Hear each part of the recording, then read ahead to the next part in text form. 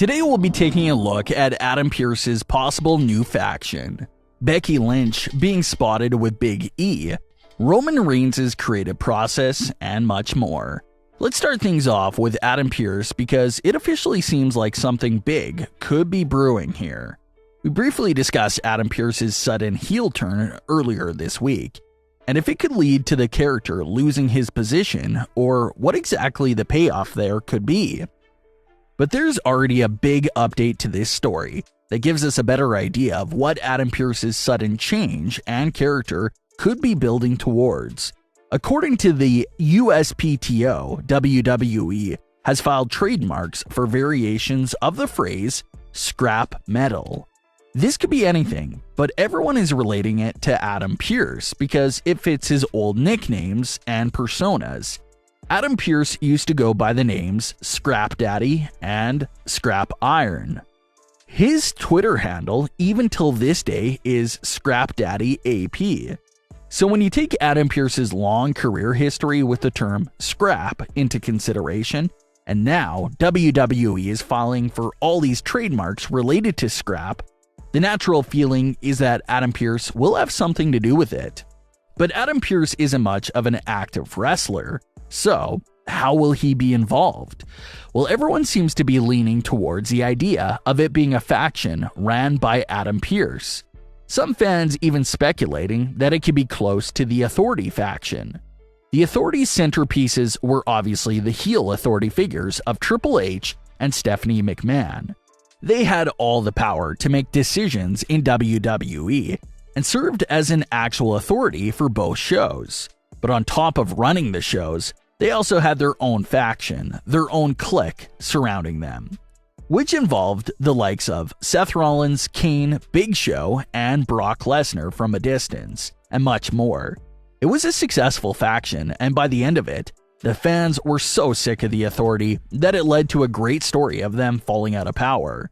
So, if you take all that history and information, it sounds like Adam Pearce's Scrap faction could have a lot of similarities to the Authority. So now that we know Adam Pearce may have a faction on the way, that pretty much better explains his recent actions and heel turn. And when you lay everything out, all aspects of that story, it actually sounds pretty decent.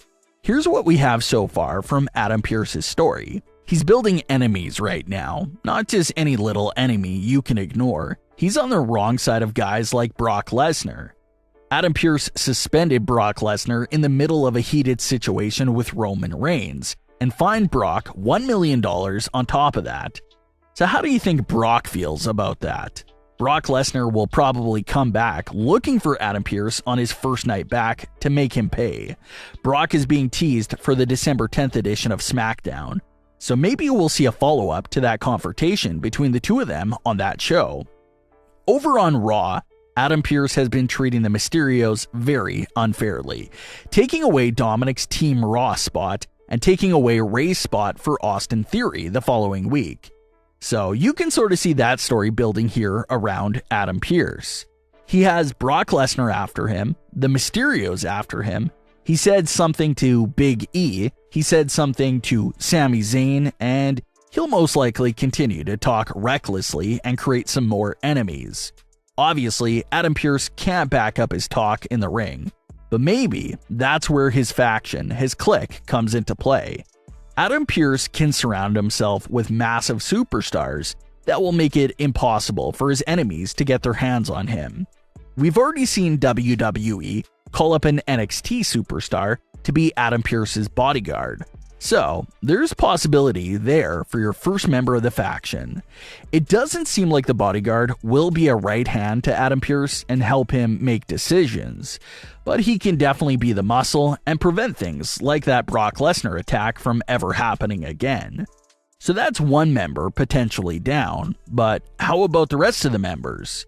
Well, considering Adam Pearce appears both on Raw and SmackDown, maybe he gets a faction member from both shows, so that he's protected at either location. Someone like Bobby Lashley seems close to Adam Pearce in recent weeks. Pearce obviously was the one who brought Lashley back to Raw and gave him a cakewalk matchup against Dominic Mysterio to take his spot at Survivor Series. Then the following week, Adam Pearce used Bobby Lashley again to take care of his issue with Rey Mysterio. So we already are seeing a trend there with how he keeps going back to Lashley to solve his issues. So when it comes to possible members of the faction, you can put Bobby Lashley towards the top of that list of candidates, given how closely they're working together in the last few weeks. Even a member of the women's roster may eventually have an issue with Adam Pearce down the line.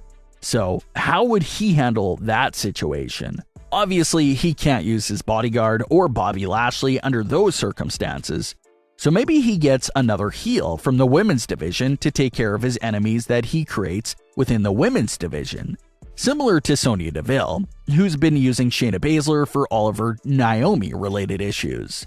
So chances are that Adam Pearce would need to get some muscle in the women's division as well. But it's definitely a new version of Adam Pearce that we've never seen before.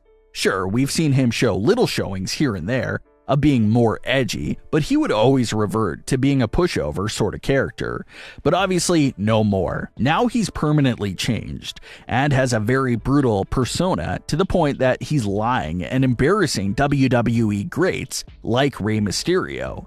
So there's no more in between for Adam Pearce. He is a full-blown heel that could be getting full faction of supporters around him as well. Who do you think would make the perfect fit for Adam Pearce's faction? In other news, WWE Raw Women's Champion Becky Lynch and WWE Champion Big E were sitting courtside for NBA's Brooklyn Nets vs. Golden State Warriors game. Why were these two WWE champions at the game? Well, this game was played at Brooklyn's Barclays Center, which will be hosting this weekend's Survivor Series event. So Big E and Becky Lynch were sitting courtside basically as advertisements for Survivor Series, and used the event to try to pull some of NBA's viewers to go see what's happening with Survivor Series. So all of that is understandable. You want to build up hype for the show by having two champions at the game.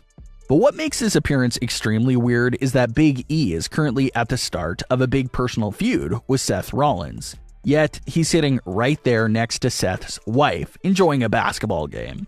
So when you look at it from the WWE storyline point of view, it looks foolish for basically both Becky and Big E. For Big E, why are you sitting next to the biggest enemy's spouse? And for Becky Lynch, why are you sitting next to the man that your husband is trying to dethrone and just having a fun time with him? So if you look at it strictly from the storyline point of view, this side-by-side appearance from these two superstars doesn't make any sense at all. So who knows who signed off on this, but it is weird looking considering WWE's current Big E versus Seth Rollins story. Seth Rollins did attempt to patch up the awkwardness by reacting to Big E and Becky's photo together with a gif of a checkerboard, obviously implying that he had Becky working for him, getting whatever information that she could, and that it was all part of his big scheme. So credit to Seth Rollins for acting like it was a chess move and fixing it up, because it was a strange move given their current storyline. Why are either of them hanging out with each other right now? Can't really explain it at all. Paul Heyman recently spoke with Squared Circle Pit and talked about the creative process with Roman Reigns. He said that they worked on an idea all week long for SmackDown, and the minute SmackDown goes off air, they're already brainstorming for the follow-up to whatever Roman did that week. This most likely is why Roman continues to have the best story and direction. It's properly thought out, well in advance, while moments for other storylines are probably made just hours before the show starts. But what are your thoughts on today's stories? Leave your comments below, don't forget to subscribe, leave a like if you enjoyed. Thanks for watching, guys.